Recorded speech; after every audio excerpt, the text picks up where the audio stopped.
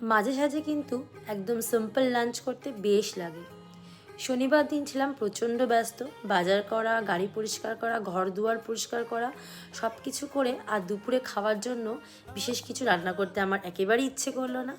তার জন্য আমি বানিয়ে ফেলেছিলাম গোবিন্দভোগ চাল, সাথে আলু এবং কুমড়ো, একটু কাঁচা লঙ্কা লবণ দিয়ে একসাথে ভাত রান্না করে নিয়েছিলাম।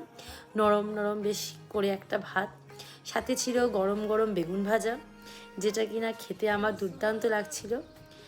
যেহেতু আমি একা বাড়িতে, অত বিশেষ কিছু রান্না করার সময়ও নেই আর ইচ্ছেও করলো না, খেতে হবে, পেটটা ভরাতে হবে, তার জন্যই সিম্পল লাঞ্চ করা। আর মাঝে সাঝে এরকম সিম্পল লাঞ্চ করতে কিন্তু আমার তো বেশ লাগে। গরম ভাতের সাথে আমি একটু নিয়ে নিয়েছিলাম বাড়ির বানানো ঘি।